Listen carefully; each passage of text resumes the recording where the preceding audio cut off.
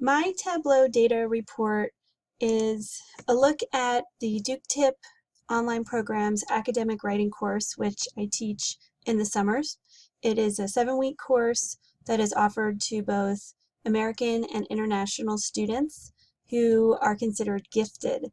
And we'll talk a little bit more about that in a moment. The course has been offered through Duke Tip program for almost 10 years. It is taught in 2 sections. I teach one of the sections, and it is capped at 18 students. The course is extremely robust in terms of its curriculum and its scope. It is meant to offer good writers the chance to hone their analytical and expository writing skills through very intensive workshops where they will work together with classmates on different projects and examine how their structure and content, research skills, paraphrasing and summarizing skills are all meeting or exceeding their current standards. These students typically are very motivated, very curious, interested in learning more, and usually take on the challenge of this course very well. Just a little bit about the course features. In Sakai, there is a syllabus tool that's a little bit different from Moodle. You have the ability to create a template for this, and it keeps everything in one place. The course has a lot of moving parts to it, and it is set up similarly to a Bloom's taxonomy, where there are different levels of understanding that will be shown throughout any particular module. In this course, modules last approximately 3 days. There are 2 modules per week. For a 7-week course, that's 14 different modules. Each module has a live session connected to it, as well as a forum posting, various assignments, readings, and resources that go along with that.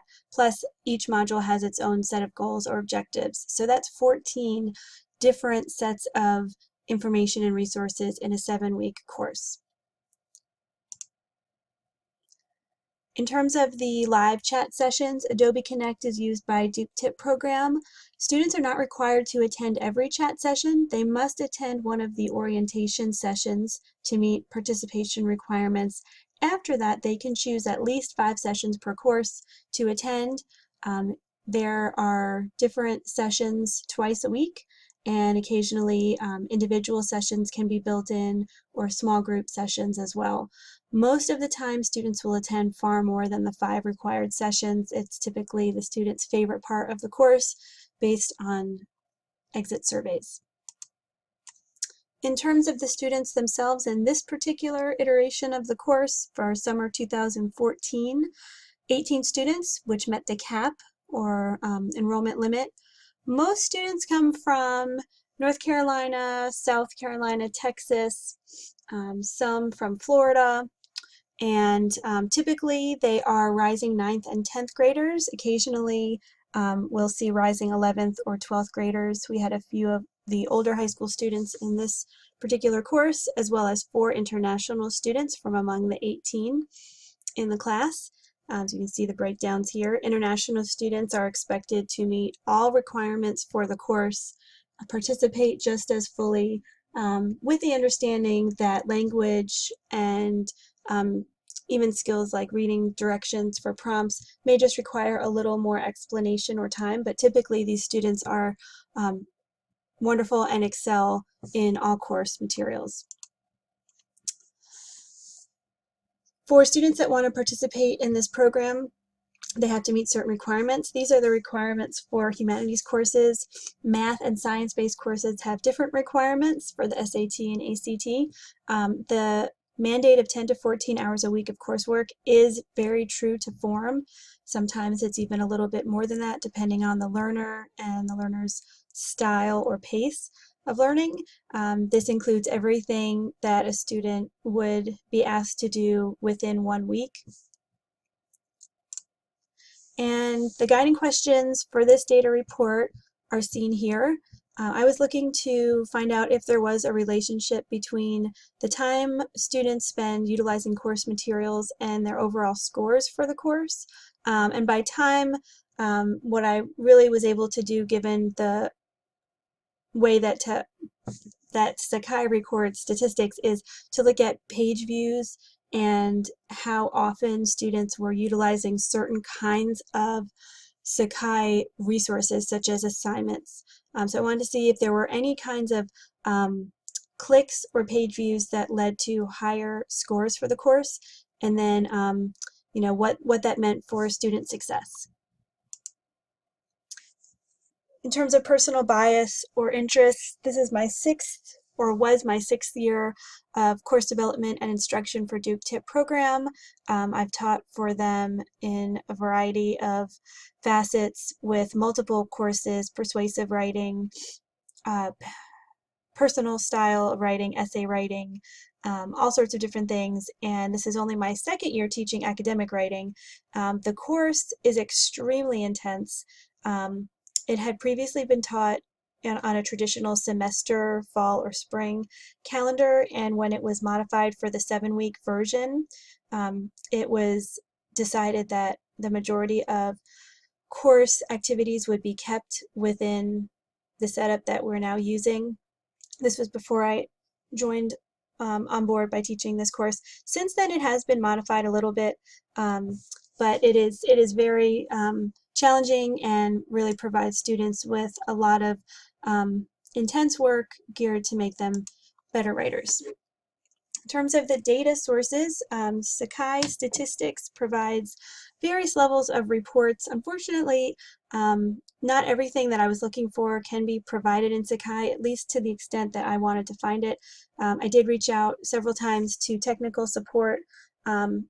It's not clear to me how much Duke TIP uses the student statistics and reports. I know that they look into instructor statistics a lot, but there definitely were some statistics I would have liked to see, including actual time spent on task. So once the data was retrieved and exported into a CSV file, all identifiers were removed using substitute IDs instead, so I could still identify those students. And then manually, I had to add up the points totals and get them into the spreadsheet because there was no way to customize the reports that were available. That's something that had to be done and then entered in. So it took me a few different tries, a few iterations of that to get the points totals into the spreadsheet the way that I wanted them, so that I could actually see a true representation of the student scores along with the other data. Here's a snapshot of the visualization of my student data in a Tableau dashboard. Unfortunately, my program crashed just after I took this image file, which I was glad that I did because I had something to show. But basically, what we can see here is course events by student in this first sheet here. And you can scroll down to see per student all of the different course events. What I ended up doing was choosing the 5 or 6 events that were utilized most often. So those included assignment submission, looking at the calendar, looking at announcements, that kind of thing. Here on the bottom right, we can see each student's course points total and which students excelled. Most students did a great job, so there's not a huge amount of diversity in the scores, but we can see some students clearly did utilize the course better, which I would hypothesize, and some did not. And then the breakdown of different course events in total. So there are nearly 20 different course events that a student could have partaken in throughout the 7 weeks of their time.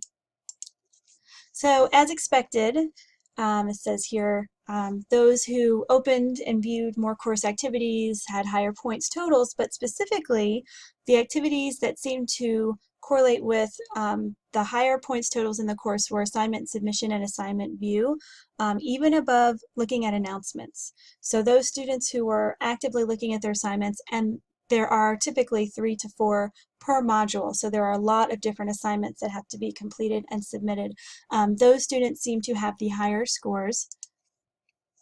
The assignments or events that did not seem to equate as much with higher points totals were calendar view and, interestingly, forum response, which is part of this intervention that I would have designed. Duke Tip places a very, very high, strong emphasis on the use of Socratic forums and Socratic conversations, both online in workshops or in live chat sessions. And the fact that in this course students have forums twice a week might be getting in the way of their actually doing the assignments. So based on the information here, I would say that a focus needs to be either put more on assignments with different kinds of forum postings, maybe some Web 2.0 tools like a Padlet wall, something a little more interactive, a little less time consuming than a forum where a student has to go, read through, respond all of the time, you know, multiple times a day potentially. And then to continue to help students understand the course layout, where the assignments are and what the assignments are through screencasts, time spent in live chat sessions, different things like that would potentially help more students access the assignments more frequently, in turn leading to higher course totals. Thank you so much. I hope you enjoyed learning a little bit about the Duke Tip program.